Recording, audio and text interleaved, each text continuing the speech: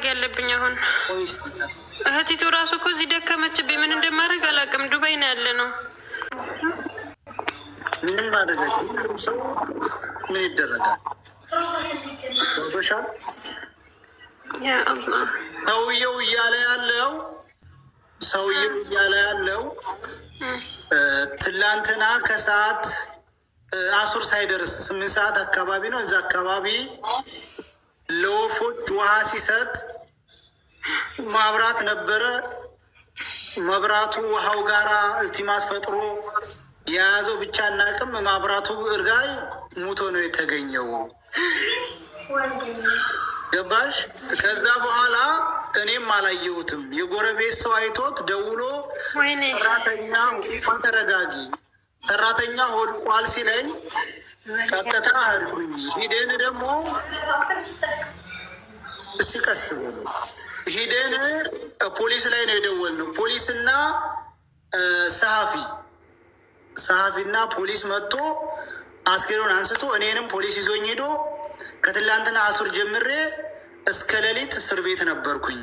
እኔን አስረውኝ እስር ቤት አስቀምጠው ፖሊሶቹ ቀጥታ ሆስፒታል አስገብተው የአሟሟቱን መርምሩና ስጡን ብለው የሞተበት ተመርምሮ የሞተበት ውጤቱ ለፖሊስ ከደረሳቸው በኋላ ነው እኔን የለቀቁኝ።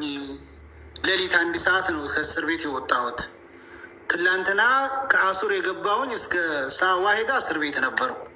እስር ቤት እኔን አቁመው እሱን ወስደው ሙሉ ሐኪም ቤት ሰው ተመርምሮ የሞተው በማብራት እንደሆነ ከተረጋገጠ በኋላ ሆስፒታሉ ለፖሊስ ልኮ ፖሊስ ያንን የሞተበትን ካየ በኋላ እኔ ወጥቼ መጣሁ።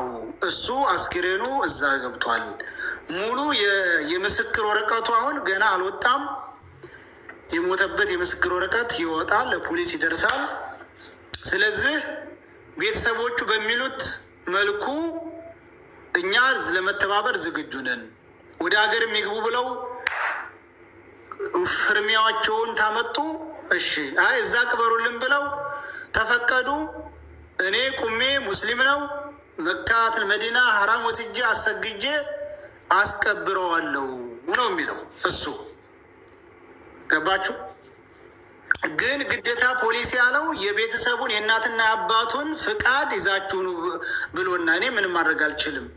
ግዴታ የእናትና የአባቱ ፍቃድ ፍርሚያ ካልመጣ እንጂ ፖሊስ እንድንቀብር አይሰጠንም ማለት ባሽ አጎት። ይሄ እኮ ማለት ነው ከኢትዮጵያ የመጣ የጸደቀ መምጣት አለበት። በኤምባሲ በኩል የጸደቀ እንጂ ዝም ብሎ ፈርሞ ራሱ ከኢትዮጵያ ቢመጣ እኮ አይሆንም እኮ።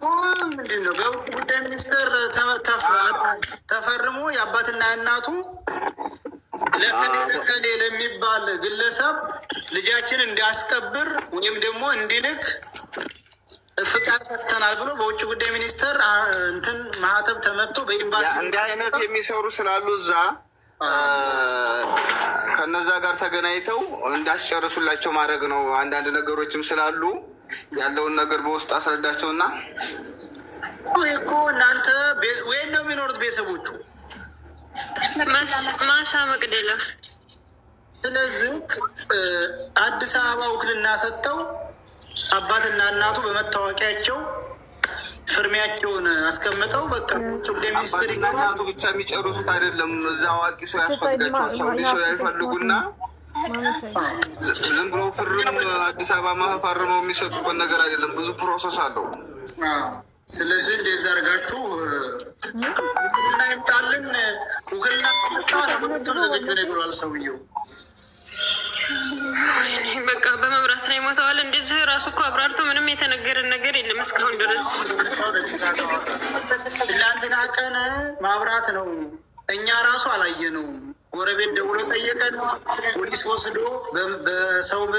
ሰው መቶት ነው መድኃኒት ጠጥቶ ነው መብራት ነው የሚለው ተጣርቶ ምርመራው ውጤት እስከሚወጣ ድረስ እኔ እስር ቤት ነበር እስከ ሌሊት ድረስ። ፖሊስ እንደዚህ ናቸው። ለምሳሌ ተጠርጣሪውን በቁጥጥር ሰው ግን አመንከው እንደዚህ ሲል ግን አመንከው። አንደኛ ደመወዙን አይሰጠውም፣ ሁለተኛ በጣም ክፉ ሰውዬ ነው። እኔ በዚህ አላምንም ማለት ነው። በዚህ ጭራሽ ነው የማላምነው። ራሱን አጠፋ ያቀስበ ይሄ ሀሳብን ይቀይራል። አንደኛ ደመወዝ አይሰጠውም፣ ውሸቱን ነው። እኛ እንግዲህ የፖሊስ ምርመራ ነው እኮ የፖሊስ ውጤት ነው እኮ ያን የሚያሳይ። ፖሊስ አንድ ሰው ሲወድቅ ሲሞት ምንድን ነው የሚያደርጉት? ተጠርጣሪውን ይይዙና በቀጥታ ሟችን ወደ ምርመራ ነው የሚወስዱት። ምርመራው ውጤት ሲመጣ ነው ይህን ሰው የሚለቁት። ምርመራ ነው እንትን የሚለው እንግዲህ ያንን እኛ በምን መልኩ እኮ ማስረጃውን ይላክልኝ። ማስረጃማ ሰው አድርጋችሁ ሲሄዱ እዛ ሁሉ መረጃ እኮ አለ። ማስረጃ እኮ አሁን ሰው ያርጉና እሱ ደግሞ ሰው ያርጉና ሁሉንም የሚያውቅ ሰው ያርጉና ያብራሩ ይወቁ አለሱ። ሰው ካላችሁ መዲና ሂዱና አደም ይመር ብለው አደም ማን ነው እዛ ሆስፒታልም ገብተው አስክሬኑ ማየት ይችላሉ። ስለዚህ ሰው ያርጉና መዲና ሁሉንም የምርመራ ውጤቱንም ሁሉንም ማወቅ ይቻላል አለ እኮ ሰውየው። አልሄድም አሉን። ሁሉም በርተውን መሰላ እንሄድም እኛ በቃ ዝም ብሎ ሰበብ እየፈለጉ እምቢ አሉን። ሰው የለንም ደግሞ ምንድን ነው ሽማረግ ሰየም ታቆሰው ታለ በአዳህ ማለት ነው። ተባበረን። እኔም አውቀው እንደኝ እንደዛ ከሆነ እናፈላልጋለን ደግሞ በቃ ሽሎጣን እናንተ መዲና ሰው አፈላልጉና እንትን ብላችሁ አይዲውን ትልኩለታችሁ። በዛ ምክንያት ይዞ ሄዶ የጠይቃቸዋል። ቀጥታ ያስገቡታል። እንትን ይላል ምንድን ነው የሞተበት ሁሉ እዛ አለ። ሁሉም በምን እንደሞተ ተቅሪሩ ሁሉም አለ እዛ ሁሉም አለ። በምን ሞተ በምን አልሞተ የሚለው ሰውየውን ካልታመነ እንደዛ ነው። ሰው አድርጎ ሂዶ ሰላም እግዚአብሔር ዘላችሁ ወደና ተከበራችሁ የእናንተ ቲቪ ተከታታዮች እንዴት ናችሁ? ልኝ ባላችሁበት እግዚአብሔር ሰላም ፍቅር በዝዝት ተበለ አዲስ ለመጣችሁ እንኳን በሰላም መጣችሁ፣ ለነበሮቹ እንኳን በሰላም ቆያችሁ እያልኩኝ በአዲስ ቪዲዮ ይዤላችሁ መጥቻለሁ። እንግዲህ አንድ ወንድማችን በሳውዲ አረቢያ በህጋዊ መንገድ የሄደ ኤሌክትሪክ የወፎቹ እንትን ሲያጠጣ ኤሌክትሪክ ይዞት ነዝሮት በዛው ቦቶ ተገኝቷል ተባለ። እንግዲህ ሰውየው እንደሚያወሩት ከሆነ እህቱን እንደምታወራው ከሆነ የሚያውቁ ሰዎች እንደሚያወሩት ከሆነ እንግዲህ በደሞዝ በተለያየ ነገር ይጨቃጨቁ እንደነበረ ከአሰሪው ጋር ማለት ነው። ያለ መግባባት ስሜት እንደነበረ እንግዲህ በምን እንደሞተ አይታወቅም። ግን ያው ሰውየው በዛ በአቅራቢያው አልነበረም። ከዛ በኋላ ነው በሰው የሚያውቀው ሰው ልጅህ እኮ እንትን ሰራተኛ እዛ ጋ እኮ ወድቆ ሞቶ ተገኝቷልና ናና ውሰደው ተብሎ ተደውሎለት መጥቶ ወሰደው። ወዲያውኑ ደግሞ የወሰደው ደግሞ ሲደወልለት ወዲያውኑ የወሰደው ማን ነው? ፖሊስ ነው የወሰደው። ያው እንትኖቹ እንትን ምንድነው የሚባለው አምቡላንስ አለ አይደለም? እነሱ መጥተው ወሰዱት። ከዛ በኋላ ሐኪም ቤት እሱን አስክሬኑ ሞቶ ስለተገኘው አስክሬኑ ነው ይዘው ሄዱት ለምርመራ። ሰውየውን ደግሞ በዛው ይዘውት ሄዱ። ከዛ በኋላ ሲመረመር ኤሌክትሪክ ይዞት እንደሞተ ነው እየተነገረ ያለው። ሰውየው ደግሞ ያው እስከሚመረመር ድረስ የምርመራ ውጤት እስከሚወጣ ድረስ ተይዞ ነበረ። አሁን ተፈትቻለሁ እና የሚጠበቅብኝ ነገር ካለ እኔ እንትን ማለት እችላለሁ። ከፈለጉ ቤተሰቦቹ ከፈለጉ አስክሬን ይምጣልኝ ካሉ እሰይ፣ አለበለዛ ግን ልጁ ሙስሊም ስለሆነ እኔ መዲና ቀብረዋለሁ። ብቻ እንትን ይስጡኝ፣ ክሊራንስ ነው የሚባለው፣ ፍቃድ ብቻ ይስጡኝ፣ ፊርማ ውክልና ብቻ ይስጡኝ፣ እዚህ ቀብረዋለሁ፣ እኔ ችግር የለብኝም ብሏል እየተባለ ነው። እንግዲህ ያው ሰያ ነው ቀጥታ ደውሎ ያወራው ሰውየውን ማሰሪውን ማለት ነው።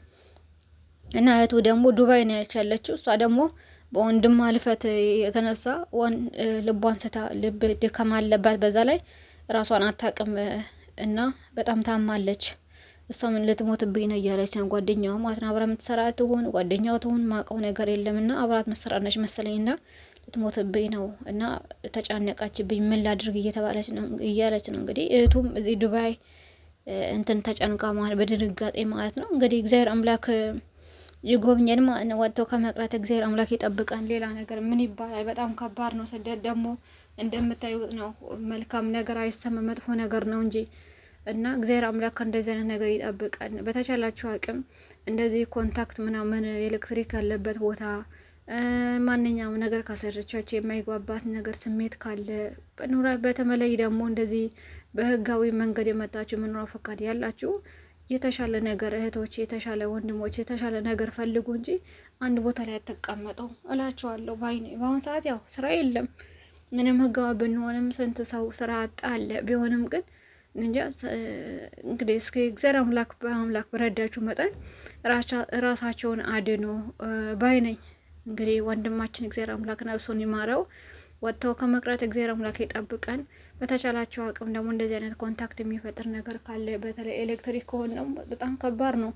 ማንን ሰው ሊያድናቸው አይችልም። ልክ እንደ አውሬ ነው የሚወጣችሁ በአንድ ጊዜ ከነዘረ ነው በቃ። ግን እንደዚህ እኔ በአረብ ሀገር እንደዚህ አይነት ነገር ያለ አይመስለኝም ነበር። የመጀመሪያ ጊዜ ነው ስለ ኤሌክትሪክ ስሰማ ማለት ነው። ምክንያቱም እንኳን ሰው መያዝ ይቅረና ቤት ራሱ እቃቸው ላይ ማብራት ሲመጣና ሲጠፋ ሲመጣና ሲሄድ እንዳይቃጠል ብለው ትራንስፎርመር አለ ቤት ውስጥ በየቦታው በትልቅ እየተደቀነው ማለት ነው። እንዳይቃጠል ብለው የሚቆጣጠር ማለት ነው። ሞተር እንዳይቃጠል፣ አምፖሉ እንዳይቃጠል ብለው፣ ፍሪጁ እንዳይቃጠል፣ ቲቪ እንዳይቃጠል ብለው የራሱ የቻለ ትራንስፎርመር አለው የሚቆጣጠር ማለት ነው። ግን ልጁ መቼስ ሜዳ ላይ ስለሆነ ወድቆ ይሁን የሳውዲ አረቢያ ሁኔታውን ብዙም ባላቅም እንዴት እንደሆነ አላቅም። እንግዲህ እግዚአብሔር አምላክ ብቻ ነፍሱን ይማረው። እናቶች ራሳችሁን ጠብቁ እላችኋለሁ። ላይክ፣ ሼር፣ ሰብስክራይብ በማድረግ ደግሞ አበታቶኝ። አመሰግናለሁ። እግዚአብሔር አምላክ አክብርልኝ።